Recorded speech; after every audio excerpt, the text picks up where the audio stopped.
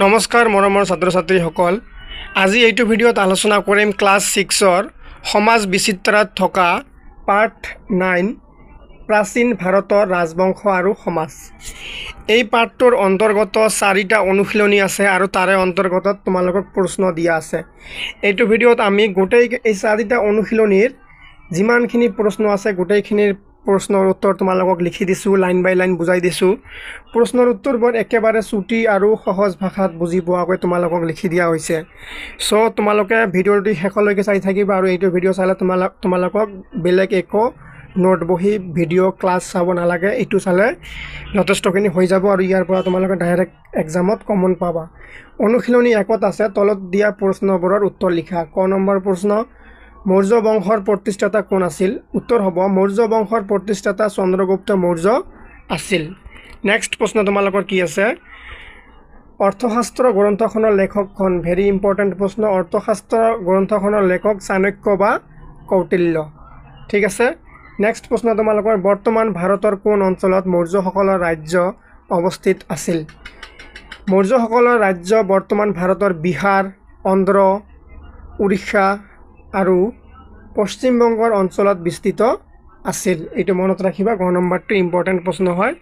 Students তোমালোকে কোন কোন ডিষ্ট্ৰিক্টৰ পৰা চাই আছা তোমালোকৰ নাম আৰু ডিষ্ট্ৰিক্ট কমেণ্ট কৰি জনাবা, তেন্তে আমি গম পাম যে তোমালোকে কৰ পৰা চাই আছা। সেই হিচাপত আমি সেইবিলাক ডিষ্ট্ৰিক্টৰ কুৱেশ্যন ছল্ভ কৰিব পাৰিম। গ নম্বৰ আছে মৌৰ্য ৰজাসকলৰ ভিতৰত কাক শ্ৰেষ্ঠ ৰজা বুলি জনা যায়? উত্তৰ হ'ব মৌৰ্য ৰজাসকলৰ ভিতৰত অশোকক শ্ৰেষ্ঠ ৰজা বুলি জনা যায়। তাৰপিছত তোমালোকৰ নেক্সট প্ৰশ্ন, শৃংগ বংশৰ প্ৰতিষ্ঠাপক কোন? উত্তৰ হ'ব শৃংগ বংশৰ প্ৰতিষ্ঠাপক আছিল পুষ্যমিত্ৰ শৃংগ। তাৰপিছত তোমালোকৰ 6 নম্বৰ প্ৰশ্ন, পুষ্যমিত্ৰ শুং কোনটো বৰ্ণৰ লোক আছিল? উত্তৰ হ'ব পুষ্যমিত্ৰ শুংগ। ইয়াত এটা গ হ'ব, কিন্তু ইয়াত এইটো শুংগ হ'ব। পুষ্যমিত্ৰ শুংগ ব্ৰাহ্মণ বৰ্ণৰ লোক আছিল। মনত ৰাখিবা, ব্ৰাহ্মণ বৰ্ণৰ লোক আছিল। নেক্সট প্ৰশ্ন তোমালোকৰ গুপ্ত বংশৰ প্ৰতিষ্ঠাপক কোন? গুপ্ত বংশৰ প্ৰতিষ্ঠাপক আছিল শ্ৰীগুপ্ত। মনত ৰাখিবা, ইম্পৰ্টেণ্ট হয়। নেক্সট প্ৰশ্ন তোমালোকৰ কি আছে? জ নম্বৰ প্ৰশ্ন, মৌৰ্যসকলৰ সময়ত উচ্চ পদবীধাৰী বিষয়াসকলক কি বুলি জনা হৈছিল? উত্তৰ হ'ব মৌৰ্যসকলৰ সময়ত উচ্চ পদবীধাৰী বিষয়াসকলক অমাত্য বুলি জনা গৈছিল।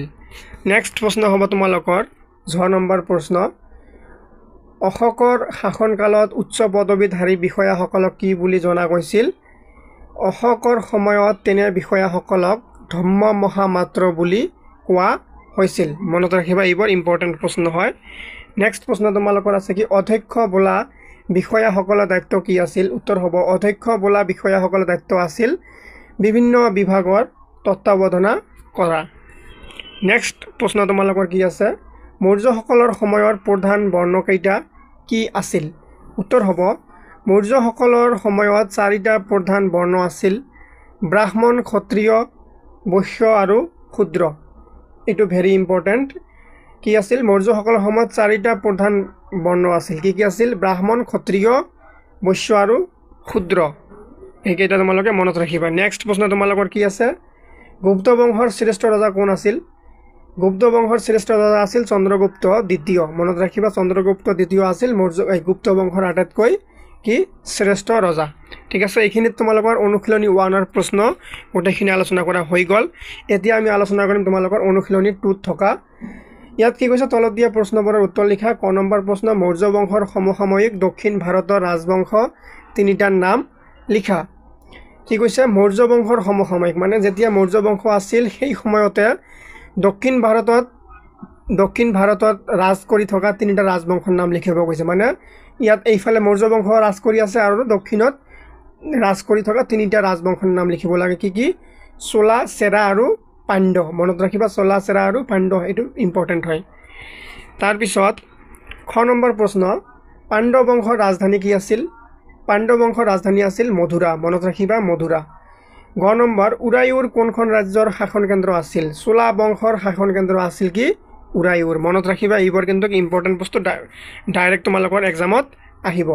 ঘ নম্বৰ, চেৰাসকলৰ অঞ্চলটোক কি বুলি জনা গৈছিল? চেৰা বংশৰ অঞ্চলটোক কেৱল বুলি জনা গৈছিল।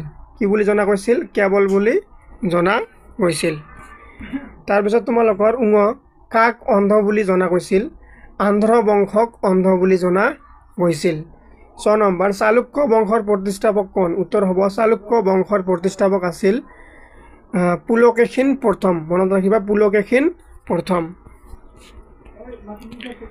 নেক্সট প্ৰশ্ন পল্লৱ বংশৰ প্ৰথম ৰজা কোন আছিল উত্তৰ হ'ব পল্লৱ বংশৰ প্ৰথম ৰজা আছিল হিমা বিষ্ণু মনত ৰাখিবা হিমা বিষ্ণু আছিল পল্লৱ বংশৰ প্ৰথম ৰজা নেক্সট প্ৰশ্ন কাঞ্চীপুৰম কাৰ ৰাজধানী আছিল কাঞ্চীপুৰম আছিল পল্লৱসকলৰ ৰাজধানী মনত ৰাখিবা ভেৰি ইম্পৰ্টেন্ট কোৱেশ্চন কাঞ্চীপুৰম আছিল পল্লৱসকলৰ ৰাজধানী নেক্সট প্ৰশ্ন তোমালোকৰ কি আছে দক্ষিণ ভাৰতৰ লোকসকলৰ প্ৰধান বৃত্তি কি আছিল বৃত্তি মানে জীৱিকা কি কাম কৰি তেওঁলোকে জীৱন নিৰ্বাহ কৰিছিল উত্তৰ হ'ব দক্ষিণ ভাৰতৰ লোকসকলৰ প্ৰধান বৃত্তি আছিল কৃষি কাৰ্য আৰু সাগৰ বাণিজ্য কি আছিল কৃষি কাৰ্য আৰু সাগৰত থকা বাণিজ্যবোৰ কৰি জীৱন নিৰ্বাহ কৰিছিল এতিয়া তোমালোকৰ আৰম্ভ হ'ব অনুশীলনী 30 থকা প্ৰশ্নৰ উত্তৰবোৰ তলত দিয়া প্ৰশ্নবোৰৰ উত্তৰ লিখা ক নম্বৰ প্ৰশ্ন প্ৰাচীন কামৰূপৰ প্ৰথমটো ঐতিহাসিক বংশৰ নাম কি উত্তৰ হ'ব প্ৰাচীন কামৰূপৰ প্ৰথমটো ঐতিহাসিক বংশৰ নাম কি বৰ্মন বংশ কি প্ৰাচীন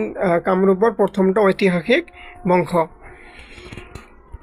নেক্সট প্ৰশ্ন কোনজন কামৰূপৰ ৰজাই ভাস্কৰাব্দ নামৰ নতুন চনৰ প্ৰৱৰ্তন কৰিছিল কামৰূপ ৰজা ভাস্কৰ বৰ্মনে ভাস্কৰাব্দ চনৰ কি প্ৰৱৰ্তন কৰিছিল 9 নম্বৰ প্ৰশ্ন বৰ্মন বংশৰ শ্ৰেষ্ঠ ৰজা কোন আছিল উত্তৰ হ'ব বৰ্মন বংশৰ শ্ৰেষ্ঠ ৰজা আছিল ভাস্কৰ বৰ্মন মনত ৰাখিবা ভাস্কৰ বৰ্মন নেক্সট প্ৰশ্ন চীনা পৰিব্ৰাজক হিউৱেন চাং কামৰূপলৈ কেতিয়া আহিছিল উত্তৰ হ'ব হিউৱেন চাং 643 খ্ৰীষ্টাব্দত কামৰূপলৈ আহিছিল 9 নম্বৰ প্ৰশ্ন বিষয় বুলিলে কি বুজা উত্তৰ হ'ব বিষয় বুলিলে বুজা যায় ৰজাৰ দ্বাৰা নিযুক্ত প্ৰশাসনিক কৰ্মচাৰী ঠিক আছে একদম ছুটিকৈ লিখি দিয়া হৈছে 6 নম্বৰ কামৰূপ ৰাজ্যৰ কেইটামান উল্লেখযোগ্য বৃত্তিৰ নাম লিখা বৃত্তি মানে কাম যোনবোৰ কৰি মানুহ জীৱন নিৰ্বাহ কৰে কি প্ৰধান কামৰূপ ৰাজ্যৰ উল্লেখযোগ্য বৃত্তিসমূহ কৃষি তাঁত বোনা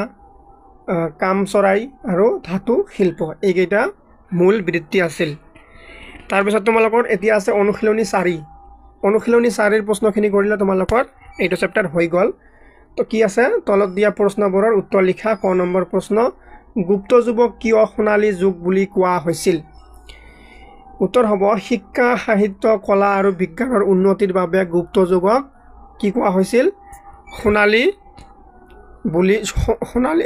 যুগ বুলি কোৱা হৈছিল কিহৰ কাৰণে শিক্ষা সাহিত্য কলা বিজ্ঞান এইবোৰ বস্তু উন্নতি হৈছিল কোনখিনি সময়ত এই গুপ্ত যুগৰ সময়ত হৈছিল সেই কাৰণে এই যুগটোক সোণালী যুগ বুলি কোৱা হয় খ নম্বৰত আছে কালিদাসে লিখা 3খন নাটকৰ নাম লিখা ভেৰি ইম্পৰ্টেন্ট কালিদাসে লিখা 3খন প্ৰসিদ্ধ নাটকৰ নাম হ'ল অভিজ্ঞান শকুন্তলাম ইংলিছখিনি তোমালোকে লিখিব নালাগে বুজাৰ কাৰণে দিয়া হৈছে অভিজ্ঞান শকুন্তলাম তাৰপিছত কি লিখিছে মালবিকাগ্নি মিত্ৰম আৰু কি বিক্ৰম বৰ্ষীয়ম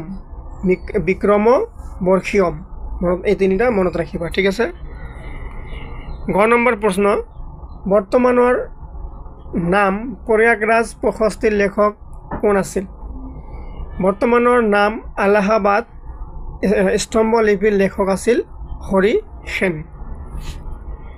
ঘ নম্বৰ প্ৰশ্ন দ্বিতীয় চন্দ্ৰগুপ্তৰ সভাসদ অমৰ সিংহই ৰচনা কৰা অভিধানখনৰ নাম কি এটা কি অমৰ কোষ কোনে লিখিছিল অমৰ কোষ দ্বিতীয় চন্দ্ৰগুপ্তৰ সভাসদ অমৰ সিংহই ৰচনা কৰিছিল অমৰ কোষ নেক্সট প্ৰশ্ন তোমালোকৰ আৰু এইটো তোমালোকৰ এই পাঠৰ শেষৰটো প্ৰশ্ন হয় দক্ষিণ ভাৰতত কি ভাষ্যত নাটক কবিতা আদি ৰচনা কৰা হৈছিল এইটো মানে ভাষাত হ'ব কি ভাষাত নাটক কবিতা আদি ৰচনা কৰা হৈছিল তামিল তেলেগু কন্নড় আৰু মালায়ালম ভাষাত দক্ষিণ ভাৰতত নাটক কবিতা আদি ৰচনা কৰা হৈছিল এইখিনিতে তোমালোকৰ এইটো পাঠ গোটেইখিনি আলোচনা কৰা হৈ গ'ল আশা কৰিছোঁ তোমালোকে বুজিছা যদি বুজিছা তোমালোকে কমেণ্টত ইয়েছ বুলি লিখিবা আৰু যদি চেনেলটা এতিয়াও সাবস্ক্ৰাইব কৰা নাই সাবস্ক্ৰাইব কৰি দিবা ধন্যবাদ